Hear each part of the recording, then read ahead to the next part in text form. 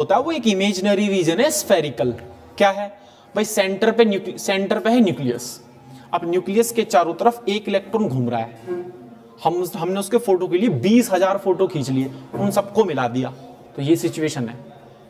तो ये बहुत सारे इलेक्ट्रॉन नहीं है, ये एक ही इलेक्ट्रॉन है जो अलग अलग मोमेंट पर इसकी फोटो खींची गई है। उन सब फोटो को मिला दोगे तो कुछ ऐसा सिचुएशन देखने को मिलेगी।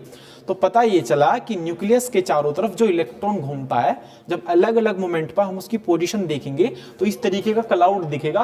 और ये पता चलता है ये तो स्फीयर से बाहर ही नहीं जा रहा है, एक स्फीयर निकल कर आएगा जिससे ये बाहर नहीं जा रहा, उसी स्फीयर को बोल दूंगा एस ऑर्बिटल। खत्म बात, ये है ऑर्बिटल। तो आपको कहीं स्फीयर बनता हुआ थोड़ा ना दिख रहा है, ये तो मैंने इमेजिन करके बनाया है, इमेजिनरी। तो ये ऑर्बिटल होते हैं, इमेजिनरी रीजन होता है। ऑर्बिटल जो होता है इमेजिनरी रीजन होता है जहां पर इलेक्ट्रॉन पाया जाता है। तो ये सेंटर पे न्यूक्लियस है। अच्छा, ये एक इलेक्ट्रॉन है या 10,000 इलेक्ट्रॉन है? एक ही इलेक्ट्रॉन है, तो फिर इतने सारे कैसे दिखाई दे रहे? ये अलग अलग मोमेंट पर उसकी पोजीशन को लोकेट किया गया है। तो वो कभी यहां पे है, कभी यहां पर है, कभी यहां पर है, कभी यहां पर है, सब जगह घूमता फिर रहा है। ठीक है, तो ये जो रीजन जनरेट होगा ये स्फेरिकल होगा, और स्फेरिकल रीजन को क्या बोलेंगे? SPDF। स्फेरिकल क्या होता है बोलो? S, है ना? तो यहां पर देखो जरा, इधर से मत जाओ, ये मत हिला देना यार, इधर से मत जाया करो बीच से। यहां पे देखो, अब देखो उसको जरा ध्यान से बताओ, S1s ऑर्बिटल में कितने नोड होते हैं? 2, 0। कहीं भी रीजन दिखाई दे रहा है जहां पर इलेक्ट्रॉन ना हो? कहीं भी नहीं है, सब जगह इलेक्ट्रॉन दिख रहा है। ये इसको छोड़ दो, है ना? तो ये एक रीजन आएगा स्फेरिकल, तो ये पूरा स्फीयर बन जाएगा जिसको हम बोलेंगे 1s ऑर्बिटल। ठीक है, तो ये होता है हमारा कौन सा ऑर्बिटल? 1s, है ना, पहला वाला 1s। अब नेक्स्ट देखना आगे, इसमें ही n की वैल्यू 1 रखी है ना, तो कौन सा ऑर्बिटल आया? 1s। अब n की वैल्यू 2 रखेगा, बताओ 2 में क्या क्या होते हैं? तुम दोनों का ध्यान ही नहीं यार, पता नहीं आपस में बात कर रहे हो तुम दोनों। 2 में बताओ क्या क्या होता है? 2s होता है, और तो पहले तो बनाएगा ये 2s। l की वैल्यू एक बार 0 होगी, एक बार 1 होगी, तो 0 रखेगा तो 2s आ जाएगा, है ना? देखो 2s दिखाई दिया। देखो ग्रीन वाला है 1s और जो वायलेट वाला है ये 2s। बीच में आपको एक गैप दिखाई देगा हल्का सा, अभी आगे दिखाएगा, वो क्या है? नोड। नोड है ना, वो नोड है। क्या है नोड? क्या होता है? स्फीयर में नोड नोडल प्लेन होगा या नोडल स्फीयर होगा? स्फीयर होगा, है ना? वो आगे दिखाएगा, देखो अभी आप आगे चल के दिखाएगा। ये इमेजिनेशन से आपको क्लियर हो जाएगी पिक्चर क्या है, ऑर्बिटल एक्चुअल में होते कैसे हैं, वो दिखाएगा आगे। एक नोड क्रिएट करके दिया, देखो उन्होंने 1s को पहले इसमें मिला दिया, देखो दिखाई दिया। 1s जहां खत्म हो रहा है, 2s जहां स्टार्ट हो रहा है, बीच में गैप है। यही क्या है हमारा? Spherical node. यही स्फेरिकल नोड है। ठीक है, बताओ भाई क्लियर हुआ कि नहीं? चलो आगे देखो, तो यहां पे देखो, तो 1s खत्म हुआ, देखो क्या लिख रहा है? तो s में तो रेडियली होता है, एंगुलर तो होता ही नहीं। एंगुलर बोले तो प्लेन की बात करता है, प्लेन तो हो ही नहीं सकता स्फीयर में, है ना? उसने इंडिकेट किया। ठीक है, अब 2p भी तो हो सकता है 2 में। अब देखना 2p बनाएगा, 2p की शेप बताओ। Dumbbell shape. देखो डंबल शेप नहीं आ रहा, देखो अब देखो जरा, बीच में इलेक्ट्रॉन डेंसिटी दिखाई दे रही है क्या? वो तो हम बनाते हैं तो एक रीजन निकल कर आता है जो कि डंबल की शेप है, वो रीजन मैंने इमेजिनरी बनाया है, एक्चुअल में तो ऐसा होता है इलेक्ट्रॉन। ठीक है, ये है 2p है ना?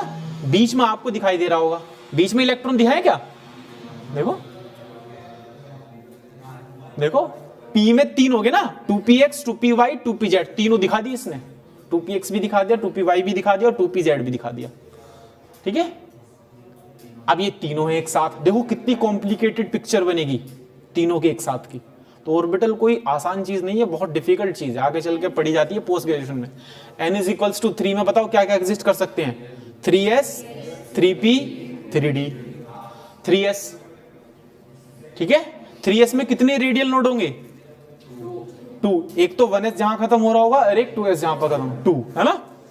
यहां पर नहीं दिखाएगा ना, एक नोड तो दिखाई दे रहा है। थोड़ी कॉम्प्लिकेटेड बन जाएगी स्ट्रक्चर, इसलिए नहीं दिखा रहा है, हो सकता है आगे चल के इसमें दिखाए। एक तो ये तो है 3s हमारा, ठीक है, ये क्या है हमारा 3s, ये क्या है 3px। देखो ध्यान से देखो इसको, ध्यान से देखा नहीं अभी आपने, कितने रेडियल नोड होंगे 3p में, कितने रेडियल नोड होंगे 3p में 2, वेरी गुड। और बताओ कोई 3p में कितने रेडियल नोड होंगे, एक दो ही फॉर्मूले हैं, एक n-l-1 है और एक l है, यही नहीं बताए जा रहे आपसे, मैं पूछ रहा हूं इसमें कितने रेडियल नोड हैं 3p में, n-l-1 निकाल कर बता दो कितने रेडियल नोड आएंगे, एक आएगा, दिखाई दे रहा है कहां पर, ये 2p दिख रहा है छोटा सा, जहां 2p खत्म हुआ है देखो गैप दिखाई दे रहा है, तो ये तो है रेडियल नोड। तो 3p का रेडियल नोड कहां होगा, जहां 2p खत्म हो रहा होगा वहां पर होगा।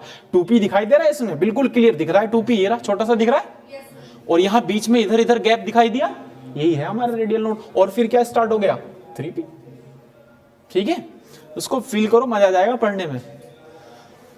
ये देखो 3px बना दिया, ये सब में एक एक रेडियल नोड क्लियर कट दिखेगा आपको। 3px के बाद 3py बनाएगा, एक नोड जो देखा, देखो इसमें बीच में दिख रहा है नोड, रेडियल नोड दिखाई दिया, अरे बीच में छोटा सा 2p, फिर गैप, फिर 3p दिखाई दे रहा होगा, ये है 3py। हाँ हाँ